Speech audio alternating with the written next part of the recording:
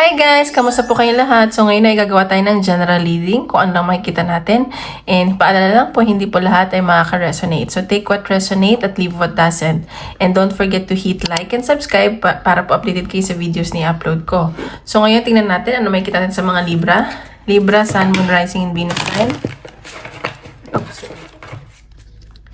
Libra, Sun, Moon, and Rising, and Venus sign.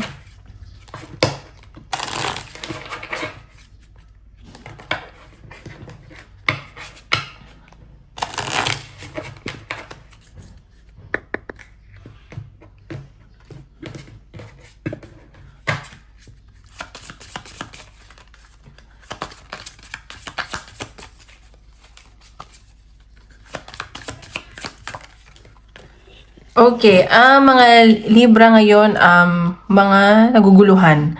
At sa nakikita ko, ang daming mga inaalala, ang daming mga doubts sa mga Libra, at nakikita ko parang ayaw nyo masyadong makipag-usap.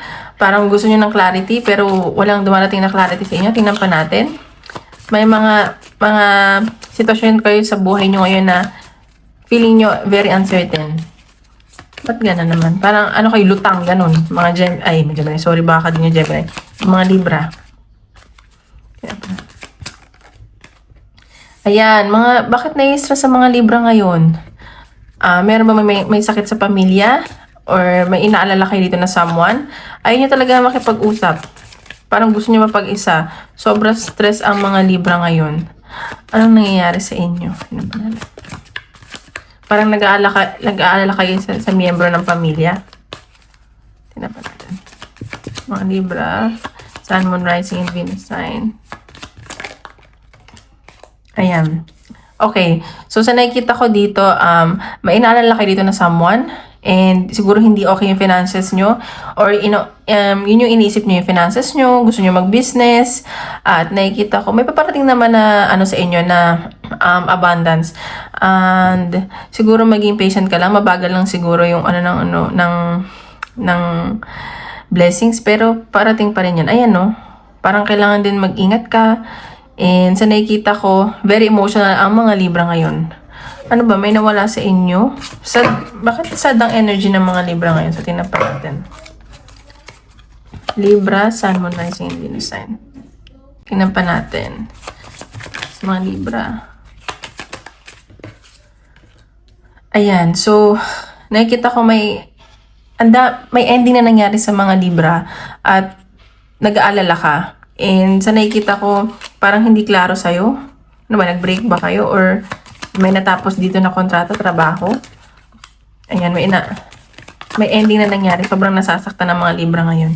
Ayan, no, may pag-aaway. Kaya sobrang stress ka. May kaguluhan sa pamilya, may hindi pagkakaintindihan, may disagreements. Yun yung nasa-sense ko. And nakikita ko babae yung nakaaway or lalaki. Ayan. May hindi pagkakasunduan. Sinapan natin. Fish. Okay, sa nakikita ko. So, ayan. Sorry guys. Kinat ko yung video. Nakikita ko dito, inaalala nyo ngayong, siguro may pag-aaway tungkol sa finances, sa pera. And may selos din na nangyayari. May insecurity na pag-aaway, ganyan. Siguro insecure yung mga Libra. Ayan, no, 10 of Wands, nahihirapan na kayo, nabibigatan na kayo sa mga responsable, sa mga nangyari sa buhay ninyo. Pero, go ka pa rin kahit na nasasaktan ka. Ayan, may mga third party situation din dito. At nakikita ko, sobrang stress sa mga Libra ngayon. Why is it? Tingnan natin, papakita. Mga Libra, Sun, Moon, Rising, and Venus sign. Okay, so ayan, nag-hesitate na yung mga Libra. May pinag-iisipan kayo, may pinagpipilian kayo dito, may kailangan kayong gawing desisyon. Ayan, nag-aalala kayo. Tingnan pa natin. And nakuguluhan na kayo.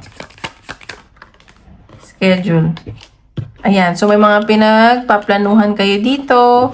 May mga kayong ayusin. Siguro may mga travel. At yun yung nagpapa-stress sa inyo ngayon. May mga kailangan kayong gawin, tapusin, gano'n. Tingnan natin. Okay, sa nakikita ko siguro sa kasal to, baka hindi enough yung funds. And sa nakikita ko kailangan yung mag-usap. And baka naapektuhan na din yung relasyon nyo ng partner mo, ganun, or kayo to. At sa nakikita ko, magiging logical kayo dito, over emotions.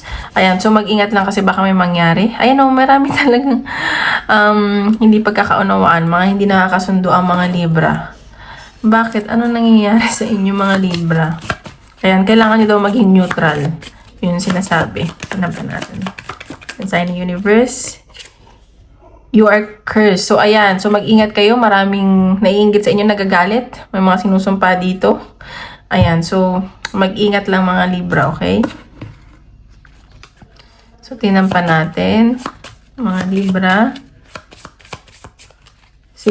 Siguro iniisip nyo na, ano ba itong nangyari? Itong puro kamalasan. Nasumpa ka ba? Ganyan. It's a chance to try a different approach or strategy. Ayan. So, kailangan mong gumawa ng, siguro may mga kailangan kang baguhin sa ugali mo or sa pag-handle ng situation. Siguro humingi ka din ng tawad sa mga taong nasaktan mo or wag ka na lang pumatol. Ganyan. Kasi ikaw lang din ang may hirapan. Or mag-usap kayo na maayos. Ganun. So, tingnan pa natin advice ni universe. Ng possible advice ni universe. Possible advice ni universe. Navigating by the stars, follow your bliss. So, ayan, sinasabi dito, gawin mo kung ano makakapagpasaya sa'yo. Huwag mo intindihin yung mga sinasabi ng ibang tao or yung nakapaligid sa'yo. Kasi, ikaw pa rin masusunod hindi ibang tao. Ayun.